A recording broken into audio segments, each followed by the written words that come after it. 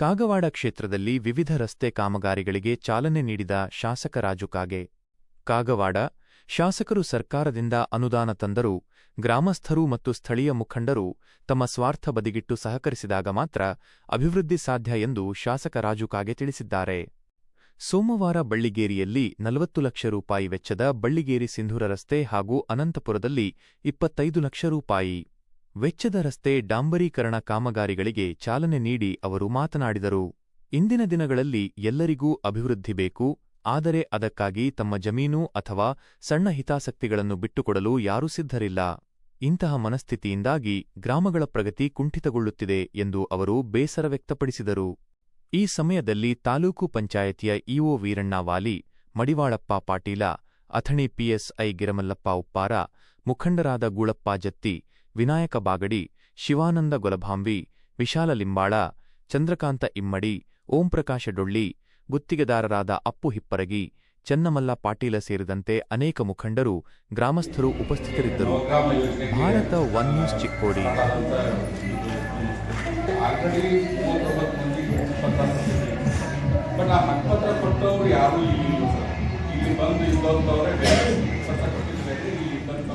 ಈಗ ನಾವು ಸರ್ವೆ ಮಾಡಿಸಿದಾಗ 46 ಜನ ಇಲ್ಲಿ ಮನೆ ಕಟ್ಕೊಂಡಾಗ್ತಾರೆ. ನಾವು ಈ ನವಗ್ರಾಮಕ್ಕೆ ಅವರಿಗೆ ಪತ್ರ ಕೊಡೋದು ಮಾಡ್ಬೇಕಾದ್ರೆ ಹೇಳೋದು ನಾವು ಯಾಕೆ ಮಾಡ್ತೀರಿ, ನಾವು ಏನು ಕೆಲಸ ಮಾಡಿದ್ವಿ ಅಂತ. ಬಟ್ ನಿಮ್ಮ ಊರ ಬಗ್ಗೆ ನಾವು ಇವು ಸರ್ ಭೇಟಿಯಾದಾಗ ಈ ಹಕ್ಕುಪತ್ರ ಬಗ್ಗೆ ಮತ್ತು ನಿಮ್ಮ ಊರ ಬಗ್ಗೆ ನಮ್ಗೆ ಹಚ್ಚದೆ ಹೇಳಿದಾರೆ. ಅವ್ರು ಆ್ಯಕ್ಚುಲಿ ಸಮಾನಕಾರರೇ ಇದ್ದಾರೆ. ಯಾಕಂದ್ರೆ ಕಾನೂನದಲ್ಲಿ ಏನು ತೊಂದರೆ ಬಗ್ಗೆ ತಾವು ಹತ್ರ ಹೋದಾಗೂ ಹೇಳಿದ್ದಾರೆ, ತಾವು ಕೊಡ್ತಾನೆ ಇದ್ದಾರೆ ಸರ್. ಇವತ್ತು ಒಂದು ತಾವು ಲಾಸ್ಟ್ ಟೈಮ್ ಸೂಚನೆ ಕೊಟ್ಟ ಮೇಲೆ ನಾವು ಇವತ್ತು ಸರ್ ಬಂದು ನೋಡ್ಕೊಂಡು ಹೋಗಿದ್ವಿ ಸರ್.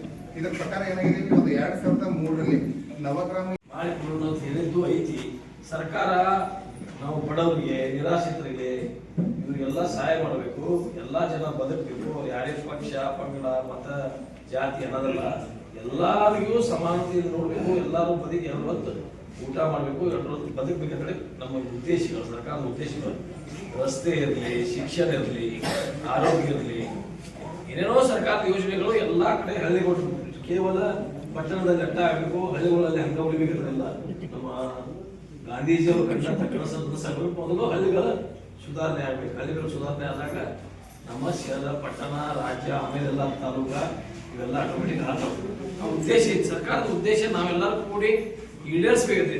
ನಾವೇನು ಯಾರಲ್ಲಿ ಅವ್ರು ನಮ್ಮ ವೈರಿಗಳಲ್ಲ, ಯಾರ ಜಾತಿ ಮತ್ತೆ ನಮ್ಗೆ ಕೇಳೋ ಸಂಬಂಧ ಬರಾಗಿಲ್ಲ. ನಮ್ಮವರೇ ಅವರು, ನಮ್ಮವ್ರು ಬದುಕಬೇಕು ಅವರು ಅನ್ನುವಂಥದ್ದು ದೃಷ್ಟಿಕೋನದಿಂದ ಅವ್ರಿಗೆ ಸಹಾಯ ಮಾಡಬೇಕೈತಿ. ಈ ಊರಾಗ ನಾವು ಎಲ್ಲ ಇದ್ರಾಗ ರಾಜಕಾರಣ ತರ ಚುನಾವಣೆ ಬಂದಾಗ ರಾಜಕಾರಣ ಮಾಡೋದು ಬಡವರು ಅವ್ರ ಮಡಿಗಳು ಯಾರು ಮತ್ತೆ ನೀವು ಏನಾದೈತಿ ಅಲ್ಲಿ ಮತ್ತೆ ಅಡಿಷನಲ್ ರೂಲ್ಸ್ ಪ್ರಕಾರ ಆಗೋದಲ್ಲ. ಕಾನೂನಲ್ಲಿ ಬಹಳ ಏನಾದ್ರಿ ಫ್ಲಡ್ ಬಂದಾಗ ನಾವೆಲ್ಲ ಕಟ್ಟಿದ್ವಿ. ಫ್ಲಡ್ ಇದ್ದವ್ರಿಗೆ ಮಂದಿ ಕೊಡನು ಮತ್ತೆ ಯಾರಿಗೆ ಕೊಡ್ಬೇಕಾಗಿತ್ತಂದ್ರೆ ಅವ್ರು ನಿರಾಶ್ರಿತರು ಯಾರಿದ್ರು, ಮನೆ ರಹಿತವಾಗಿದ್ರು, ಜಾಗ ರಹಿತವಾಗಿದ್ರು, ಅವ್ರಿಗೂ ಮುಂದಿನ ದಿನಗಳಲ್ಲಿ ಲಿಸ್ಟ್ ಮಾಡಿ ಅವ್ರಿಗೂ ಕೊಡೋದು. ಬಟ್ ಇವ್ರಿಗೆ ಮೊದಲೆಲ್ಲ ಹೆಲ್ಪ್ ಮಾಡೋಣ, ಆಮೇಲೆ ಮುಂದಿನ ದಿನಗಳಲ್ಲಿ ಅದನ್ನು ಮಾಡಿಸೋಣ. ಅದಕ್ಕಾಗಿ ಗುರಾನವರೆಲ್ಲ ಗ್ರಾಮ ಸಭೆಯಲ್ಲಿ ಈಗ ಒಂದು ಗುಡಿ ಕಟ್ಟಾಕತ್ತೀವಿ ಅಂದ್ರೆ ತಕರಾರ, ಒಂದು ರಸ್ತೆ ಮಾಡಾಕತ್ತೀವಿ ಅಂದ್ರೆ ತಕರಾರ, ಒಂದು ಸಮುದಾಯ ಮಾಡಾಕತ್ತೀವಿ ಅಂದ್ರೆ ತಕರಾರ.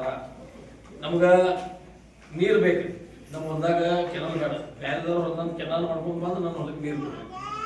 ಕರೆಂಟ್ ಬೇಕು, ನಾನು ಹೊಲದಾಗ ಕಂಬ ಹಾಕೊಂಡಿಲ್ಲ. ಏನ್ರಿ ನಮ್ಮ ಜನರದ್ದು ವ್ಯವಸ್ಥೆಗಳು ಇದು ಅನುಭವ ಮಾತ್ರ. ಯಾರನ್ನ ಯೂನಿವರ್ಸಿಟಿ ಯಾವ ಕಾಲೇಜ್ದಾಗ ಕಲ್ತಿಲ್ಲ, 40 ವರ್ಷ ಇಲ್ಲೇ ಗುಣನ ಬೆಳಿತೀವಿ, ಹೊಲ ಚೆನ್ನಾಗಿರ್ತೀವಿ ಅಂದ್ರೆ ಇವೆಲ್ಲ ನಮ್ಮ ಜನ ರಸ್ತಾ ಮಾಡಕತ್ತೀವಿ. ಒಂದು ಇಂಚು ಬಿ ರಸ್ತಾ ಹೋಗ್ಬಾರ್ದು, 1 ಇಂಚು ಹೋಗ್ಬಾರ್ದು, ಬೇರೆದಾರ ಹೊಲದಾಗಿನ ರಸ್ತಾ ಮಾಡ್ಬೇಕು. ಇವೆಲ್ಲ ಬಿಡು, ನಿಮ್ಮ ಸಲುವಾಗಿ ರಸ್ತಾ ಆದ್ರೆ ಕಿಮ್ಮತ್ತು ಹೆಚ್ಚು ಬರ್ತೈತಿ. ಬದುಕುದು ಯಾರು ರಸ್ತಾ, ನಿಮ್ಮ ಮಕ್ಕಳ ಶಾಲೆ ಜನ ಹೋಗ್ತಾರೋ. ನೀವು ತೋಟಪೇಟೆಗೆ ಇರ್ತೀರಿ, ಈಗ ನಾನು ಹೋಗಿನಿ ಯಾವ್ದ್ರಿ ಸೌಕರ್ಯ ಏರಿಯಾ ಯಾವ್ದು ಅಡಳೆ ರಸ್ತಾ, ಅಲ್ಲಿ ಒಂದು 200-300 ಮಣಿತನಗಳಿದಾವೆ. ಜನನ ಕೂಡಿದ್ರು ಒಂದು 100 ಜನ. ಪಾಪ ಯಾರೇ ಒಬ್ಬರು ಹೆಣ್ಮಕ್ಳು ಡೆಲಿವರಿ ತರಬೇಕಾದ್ರೆ ರಸ್ತಾನ ಸರಿ ಇಲ್ಲ. ಅಲ್ಲಿ ನನಗೆ ಸ್ವತಂತ್ರ ಸಿಕ್ಕ 80 ವರ್ಷ ಆದ್ರೂ ಇನ್ನೂ 1 ಜನ ಇದ್ದರೊಳಗಿದಲ್ಲ ಅನ್ನೋಂಥ ನಮ್ಗೆ ಮಾನಸಿಕ ನೋವುಗಳಾಗ್ತಾವ. ಈ ಪಾಪ ಅವ್ರ ರಸ್ತೆ ಬೇಕು, ಸಮುದಾಯ ಭವನಗಳು ಬೇಕು, ಎಲ್ಲ ಕೇಳಿದ್ವಿ. ಎಲ್ಲರಿಗೂ ನೀರಾವರಿಯಲ್ಲಿ ಅಭಯಜೇಶ್ವರದಿಂದ ನೀರು ಬರಬೇಕು, ಬಸವೇಶ್ವರ ನೀರಾವರಿಯಿಂದ ನೀರು ಬರಲಿಕ್ಕೆ ಆಗೋದಲ್ಲ.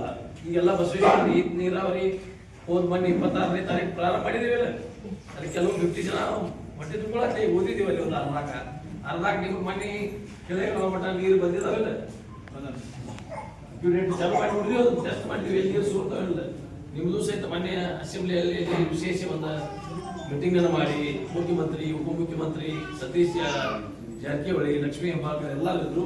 ಅದಕ್ಕೆ ಒತ್ತು ಕೊಟ್ಟು ಹೆಚ್ಚಿನ ರೊಕ್ಕ ಕಾಂಟ್ರಾಕ್ಟ್ ಕೊಡ್ರಿ, ಲೋಕಲ್ ಕೆಲಸ ಮುಗಿಸ್ರಿ, ನಮ್ಮ ಜನ ಎಲ್ಲರಿಗೂ ನೀರು ಇಮಿಡಿಯೇಟ್ ಕೊಡೋನು ಅನ್ನುವಂಥದ್ದು ಚರ್ಚೆಗಳು ನಡೆದವು. 400 ಕೋಟಿ ನಾವು ರೈತರ ಎಲ್ಲಿ ಕೆನಾಲ್ ಹೋಗಿದಾವು, ಎಲ್ಲ ಹೋಗೈತಿ, ಅವ್ರಿಗೆ ನಾವು ಪರ್ಯಾಯ ಕೊಡಬೇಕಾಗಿ ಸರ್. ನನಗೂ ಗೊತ್ತಿಲ್ಲ ಆಯ್ತು ಅದು. ಮೊನ್ನೆ ನಮ್ಮ ಈಗ 400 ಕೋಟಿ ಜನ ನಮ್ಮವ್ರ ಮಾಡಿದಾರಲ್ಲ, ಒಂದು ಪೈಸಾ ಇಂದ ಮಾಡಿದಾರಲ್ಲ, ನಮ್ಮ ಜನರನ್ನ ಮೆಚ್ಚಬೇಕಲ್ಲ. ಇಲ್ಲಿ ರೊಕ್ಕ ಕೊಡುವ ಮಾಡಕ್ಕೆ ಅಂದ್ರೆ ಒಂದು ಇಂಚು ನಮ್ಮ ಕೆಲಸ ಮಾಡ್ಲಿಕ್ಕೆ ಆಗ್ತಿಲ್ಲ. ನಾ ಎಲ್ಲರೂ ನಮ್ಮ ಭಾಗದ ಜನರನ್ನ ಬಹಳ ಕೃತಜ್ಞತೆ ಮತ್ತು ಅಭಿನಂದನೆ ಸಲ್ಲಿಸ್ತೇವೆ. ಯಾಕಂದ್ರೆ ಪೈಸಾ ಕೇಳುವುದ ನಮ್ಮ ನೀರು ಬರಕತ್ತೇಳಿ ಎಲ್ಲಾರು ಕೆನಾಲ್ ಮಾಡುವಟ್ರು, ಸಬ್ ಕೆನಾಲ್ ಮಾಡುವಟ್ರು, ವ್ಯಾಕ್ಯುಡೇಟ್ ಎಲ್ಲ ಹಾಕುವಟ್ರು ಕೆನಾಲ್ ಏನೋ ಒಂದು ಪೈಸಾ ಕೊಟ್ಟಿಲ್ಲ ಇದುವರೆಗೆ. 400 ಕೋಟಿ ರೂಪಾಯಿ ಕೊಡ್ಬೇಕಾಗಿತ್ತು ಎಲ್ಲರಿಗೂ. ಆ ನೋಟ್ ನಾವು ಯಾವ ದ್ರಾಕ್ಷಿ ಹೋಗೈತಿ, ಯಾವ ಮಡಿ ಹೋಗೈತಿ, ಯಾವ ಬಾವಿ ಹೋಗೈತಿ, ಆದ್ರೂ ನಮ್ಮ ಜನ ಮತ್ತೆ ಒಬ್ಬರು ಬಂದು ನನ್ನ ಬಾವಿ ಹೋಗೈತ್ರಿ, ನನ್ನ ಮಡಿ ಹೋಗೈತಿ ಅಂತ ತಕರಾರು ಮಾಡಿ ಕಾರಣದಿಂದ ನೀವು ಅಪೂರ್ಣ ಮಾಡಿಕೊಡೋ ಕೆಲಸ ಮಾಡ್ತೀವಿ. ಅದನ್ನ ತುರುತುವಾಗಿ ಶಿವಾನಂದ ಭಾಳ ದಿವಸ ಆಯ್ತದೆ. 23 ಚುನಾವಣೆಗೆ ಮೊದಲು ನಾವು ಚುನಾವಣೆ ಮಾಡಿದ್ವಿ. ನಾವು ಈ ತುರುತುವಾಗಿ ಪಿಡಿಯೋ ಇಲ್ಲಿ ನಾಳೆ 24 ಕರಿ 23 ಕರಿ ಅಲ್ಲಿ ಸರ್ವಾನುಮತದಿಂದ ಸರ್ವ ಪಾಸ್ ಮಾಡಿ ಕೊಡ್ರಿ. ನೀವು ಪಾಸ್ ಮಾಡಿಕೊಟ್ಟದ್ದು DCM ಪ್ರೆಸಿಡೆಂಟ್ ನಾನು ಮುಂದೆ ರಾಜೀವ್ ಗಾಂಧಿ ನಿಗಮದಿಂದ ನಾನು ಮಾಡಿಸ್ಕೊಡ್ತೀನಿ. ಇಮಿಡಿಯೇಟ್ ಅವ್ರಿಗೆ ಹಕ್ಕುಪತ್ರ ಕೊಡುವಂತ ವ್ಯವಸ್ಥೆಯನ್ನು ಮಾಡೋದು. ಮತ್ತೆ ಯಾರಾದ್ರೆ ಏನ್ರಿ ಈ ರೀತಿ ಜನ ಹೇಳ್ರಿ, ಏನ್ರಿ ಸಮಸ್ಯೆಗಳಿದ್ದು ಅಂದ್ರೆ